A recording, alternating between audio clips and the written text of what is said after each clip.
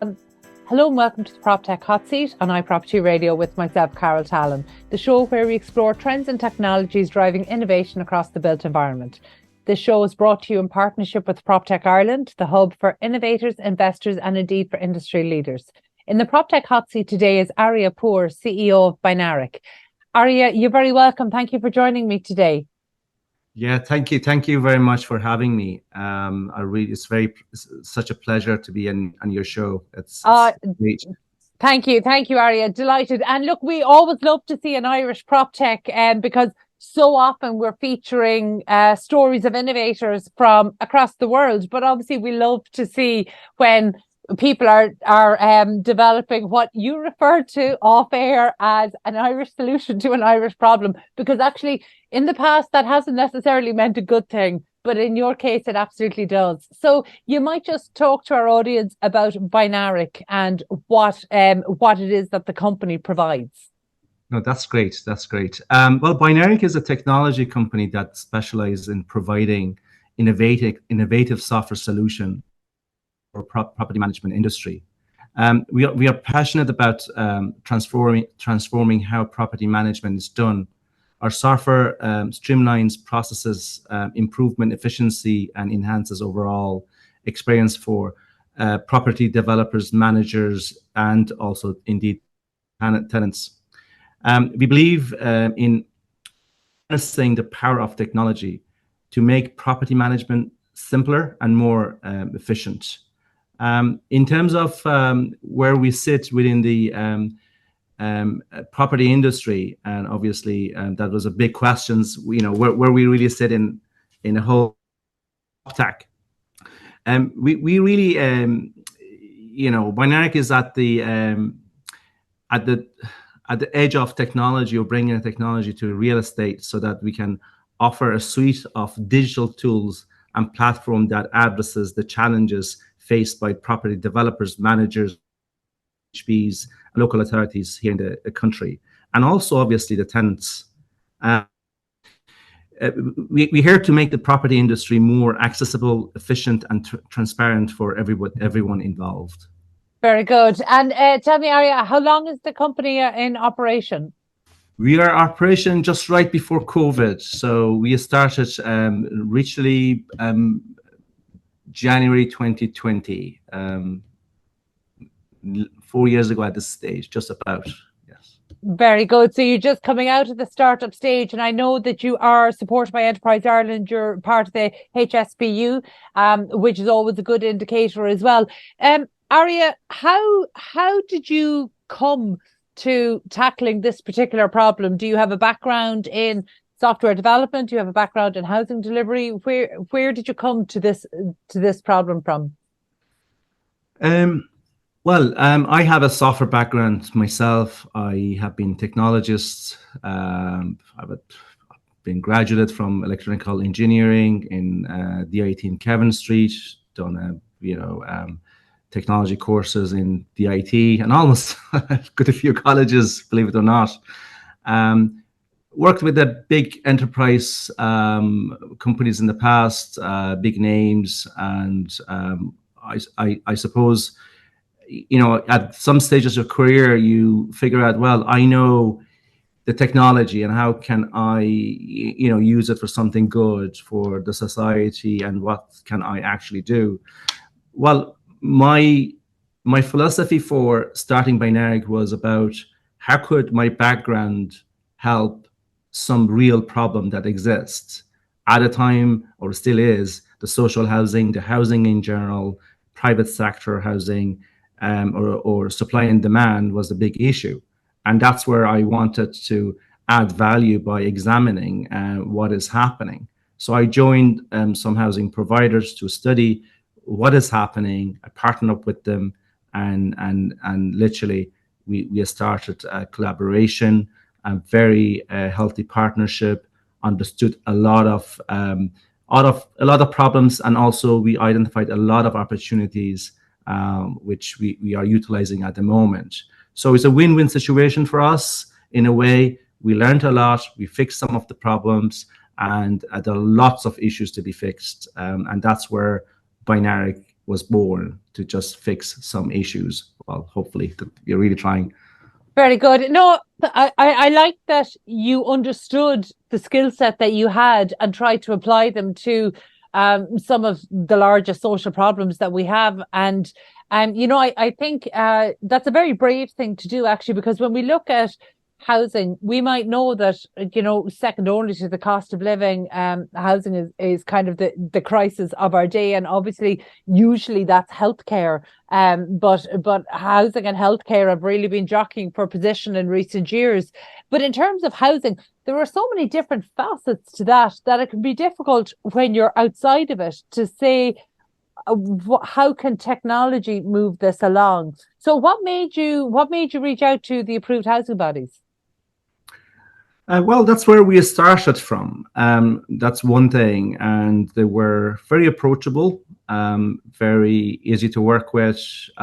They really wanted to fix the problem. Obviously, a lot of them are, like almost all of them in this country, are charity organizations. So they want to get best value for money. And also they wanted to provide the best, property and, get as many people in the houses as possible.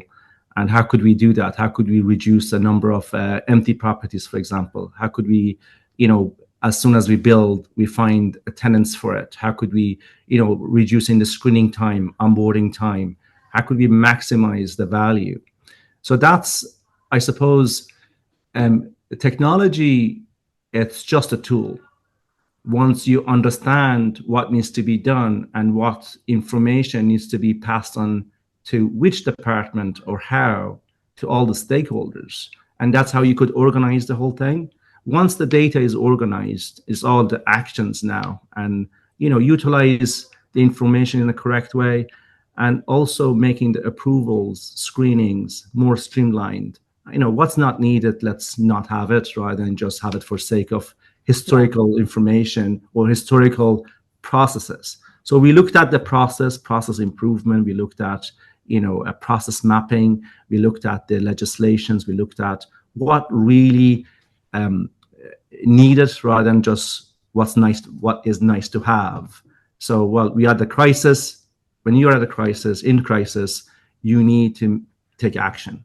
And that's what we really did. And housing associations really helped us, and we also helped them as much as we could. I think that's a fantastic way to articulate it. I love that you were really going in search of impact. As a software developer, I can see how process improvement, that would be your go-to. And I know you touched on some of the problems there you're dealing with, like maybe trying to reduce periods of vacancy, or, the things that cause that, or the things that delay people going in. But actually, and I know this from the frustration of software developers that we've engaged in the past, that actually, in order to do anything, you have to start by agreeing the problem. And actually, that can be a really tedious first step. So actually, in terms of agreeing the problems, how did you go about this approach? Because I think it's a really interesting one, and I'd like to understand it better, so that if there's other innovators listening in, or indeed other organizations, and they're wondering how to untangle maybe some of the webs that they currently have, really to take it back to a starting point here. So actually, when you were sitting down, did you start with a problem in mind, or was there a process in trying to understand or maybe prioritize the problems? Correct. That's exactly what was coming to my mind, because the problems exist, obviously, not only in this country, but almost in every country around the world. Some countries, they have a little bit less problem, or more, but including Scandinavian countries, they also have still problems with housing demands and meeting the demand and so on. But we weren't we didn't have any shortage of problems, or agreeing these ones are actually problems. Earlier on, as I became part of the senior management of or advisors of a few places that providing housing. So we agreed on what is the real problem, but exactly in terms of prioritizing it in a right order, so that the tenants, or people in the waiting lists, could get a benefit as quick as possible. How could we really do that? So really you're prioritizing it based on, your demand, and how could you put a roof on top of somebody's head as soon as possible.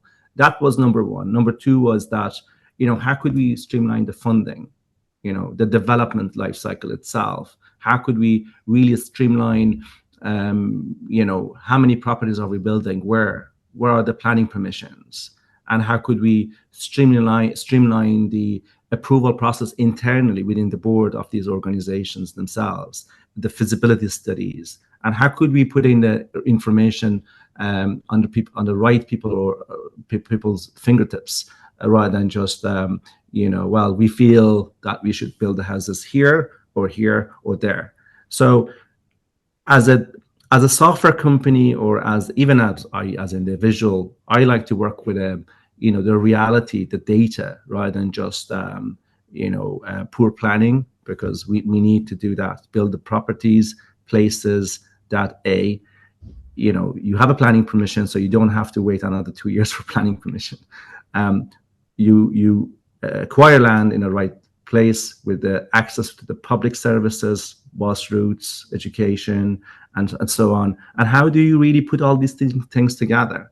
And also, you have to make sure that, well, this site is going to be feasible to build, because you have a limited budget as a charity, as even local authorities.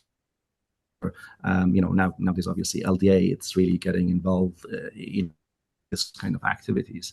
So prioritizing what's needed for the customer and how could we build more. So basically, these two categories were the main categories that were dictating what should we look at first. Okay, and just, I suppose I'm conscious that because you were looking at the approved housing body sector, they have the advantage of you not having to look at the demand side, because their demand comes from the local authorities' housing list. So actually, I can see that would be in some way, that's one of the knowns that you have as a software developer that you mightn't have had, say, if you were dealing with an institutional investor. Because is it fair to say actually your software is at this time it's only for residential, is it? Well, it's asset management, residential. It's a development side of it. It's proactive and reactive maintenance. It's all of that under one umbrella, really. Very good. But it's primarily social housing that you were focused on initially. But I know you're at an exciting stage of expansion, so you might just talk us through maybe where the company is now. Yes. But obviously, the social housing was one aspect, and then the government announced a new scheme called cost rental, for example. So we are the software provider for cost rental for across the nationally in Ireland, and we ran all the application from the very start to the very end. So that was a new service that they brought in. So we created a platform called select.com.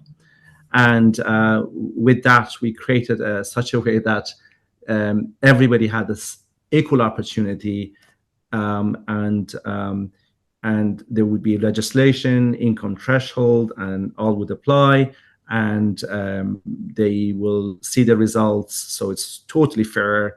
There wouldn't be a black box somewhere we don't know what's happening. So it was very fair, I suppose, to the applicants, and was very fair to the service providers, because nobody could ask them, I know this person or I know that person, and everybody was just same situation. Regarding where we're gonna go here, and that is very interesting. Obviously, we are being supported by Enterprise Ireland in pretty much HPSU, and we have to, as a company, we want to be growing internationally. We are really targeting UK at the moment. We have started hiring process in the UK. We have hired 2 people already. We are targeting the private property managers and providers, or PMCs and so on. What we are trying to do is we are utilizing our current platform that we have with a minimum amount of changes to it. We are trying to provide a similar service to private, applicants, tenants, and so on, and also give them, I suppose, the fairness that our application provides, so that you would have, for example, in Daft in Ireland, one property goes up, there would be at least 200 apply for it within first hour.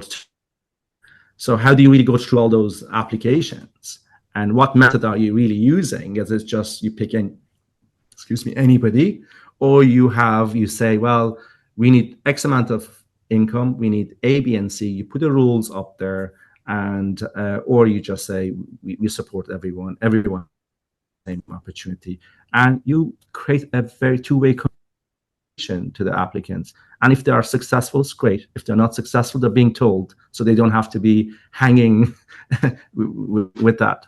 So going back to the private sector, we see a massive opportunity in private sector, and a massive demand from a development perspective to support the development software side of stuff, and the sinking fund, asset management, compliance.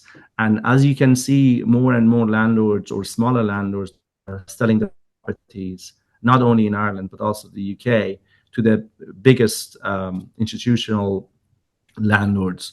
So that means, ultimately, there should be some more standards applied to these properties, such as, they must check the, fire alarms, they must do this, they must do the compliance, they must have the insurance, and now the audit happening, and so on. So based on those requirements, our software makes sure the landlord or service provider is compliant, and also the tenants receiving the best services as they are. If they raise a repair, there's a timely manner they're being looked after. Or if they're not, then there is enough evidence to go to RTB, for example, or vice versa. So everything, again, the same philosophy, everything would be in the same platform. And just, can you imagine, there is a house or a property right in the middle of the circle, then you have the applicant, you have the tenant, you have the landlord, you have the service provider, you have the contractor. So all can communicate in the same ecosystem, so that it makes the whole thing more efficient. And now think about that as you have 2,000 properties to manage. So you could reduce your cost much lower, so that in a favor of not increasing the rent as much as you have to just keep the costs up and costs down.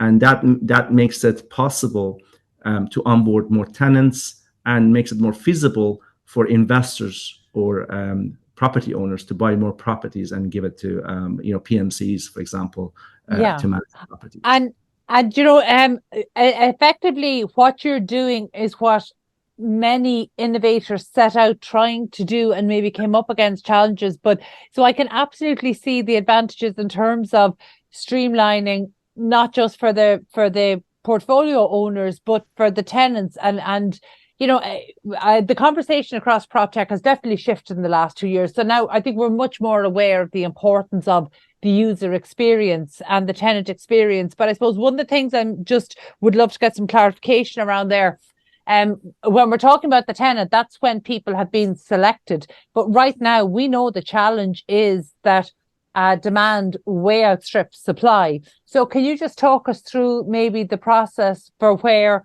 there's one property advertised, there are 200 applicants. How does automation help that? I know you talked about it being fair, but can you give us some details about that? Yeah, perfect. I'm just going to go back to the example of cost rental. When cost rental came in, was the answer to be a little bit more affordable rental property within the country. I think that was a good initiative from the government to help the people who are especially working really hard and they just want to rent a property. So let's say one of our providers at the moment, they put the cost rental property up in Daft or on their website. they get literally thousands of applicants because the rent is a little bit lower and the property is being looked after and so on. So the way that our application work is, at the very beginning, based on the legislation that housing agency or Department of Housing has announced based on the cost rental, those ones are already communicated as, you have to pass certain criteria to just go to the next step. So, some people will say, well, that may not be as fair or it could be a little bit more improved, but it is as fair as it can be because it's saving people's time to even apply if you don't qualify for something because your income, a little bit higher, or you cannot actually afford it. So right at the very beginning, the people who are applying, the most likely they're qualified. And after that, you're dealing with a mass number of qualified applicants. And how do you really do? So we came up with two methods, and we also contributed to with Housing Authority as well at the very beginning. We developed this system with a random selection that we develop our own state-of-art lottery engine. So you would have, let's say, 2,000 people that applied for 7 properties under the same scheme. So looks at all the qualified people randomly, would list them.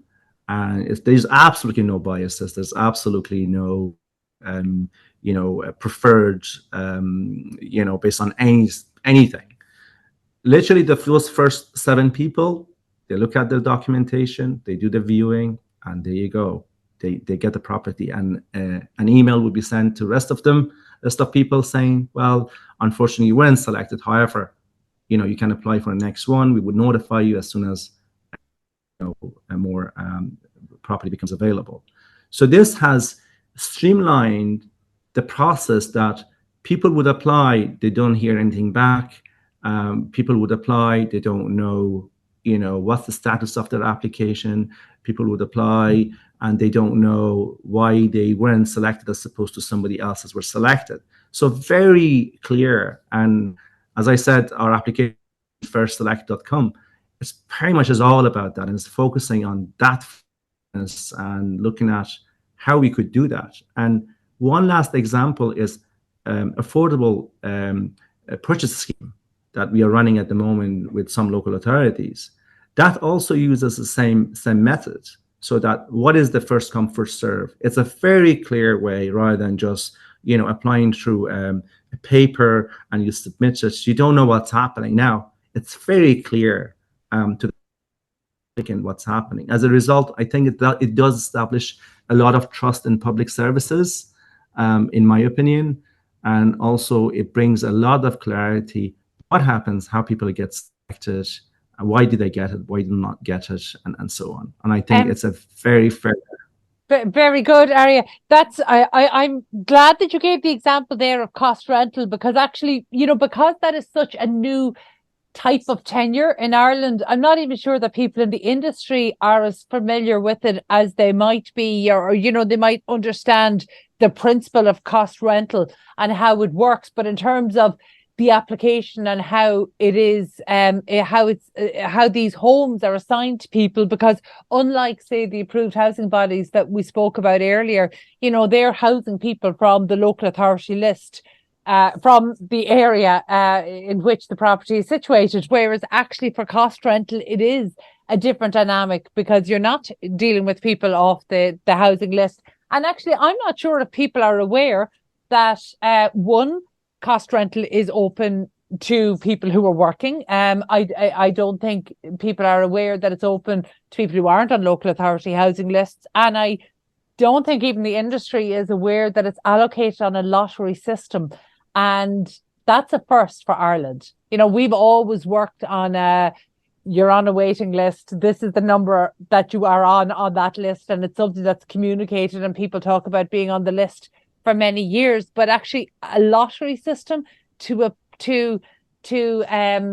assign housing, that's really new for Ireland. So I'm glad that you went through that. And it does actually explain that while it mightn't feel fair, there is a fundamental I don't know, can we call it a fundamental unfairness or the same level of unfairness to everybody, that demand just so much outstrips supply?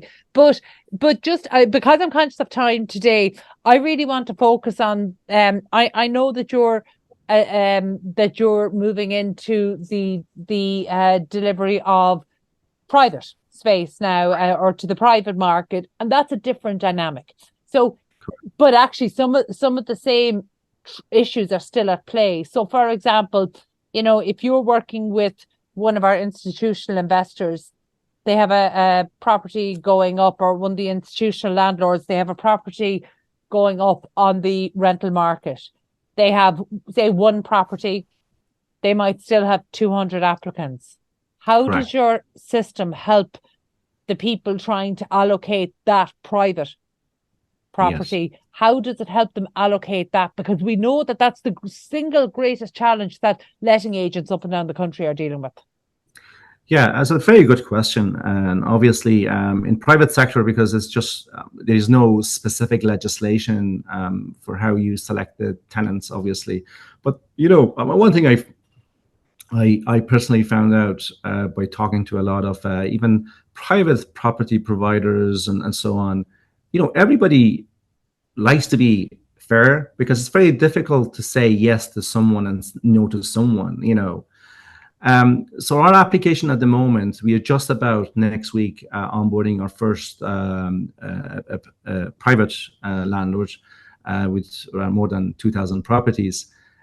So the way that our system also works as a first come, first serve, if someone is just applies for a property, submits all the documentation, has done a viewing, likes the property, everything checks out, the first person gets it. It doesn't, it's not a rocket science, rather than just like, well, I know this person down the road, or I know that person. By the end of the day, I think, people have surprised me. People actually more fair than I thought they're going to be. And I thought private sector probably wanted to do it in so many different ways. But it seems like it makes it easier for the letting agent to not be put in a very tough position to choose who's going to get a property or who's going to live in hostel for another God knows how long. So things are shifting. People are, I suppose, understanding how we can streamline the situation. And if someone can afford paying the rent, and it's also according to the housing agency or government guidelines, and I think it's a 25% of income. It shouldn't be higher than that, or they recommend it to be lower than that. But by the end of the day, they have to follow something. And then as soon as those 2,000 application comes for one property, you have to handle it in an easy way. And you're talking about GDPR, you're talking about the personal information, you're talking about a variety of those information. And what do they really do with those information? It doesn't sit in somebody's mailbox. I'm just going to stop there. Yeah. No, I genuinely I understand what you're saying, and so I can see. Look, I believe that your ethos, the approach that you've taken here, is one that's really admirable. So I'm delighted to see that you're having the level of success that you are having, and I think it's really important that people start to tackle some of the biggest housing challenges and some of the biggest problems of our day, and they just happen to be housing. So, like, from that point of view, I commend you for that. So in terms of Binaric, for yourself and the team there, what's next? What are your next moves for the next kind of 12 to 18 months? Yeah, I mean, the future of Binaric is incredibly, exciting. Really, we are all excited. Myself, the team, and all the hard work everybody has done. We are committed to continuing innovation and growth, and our vision is to become a global leader in property technology.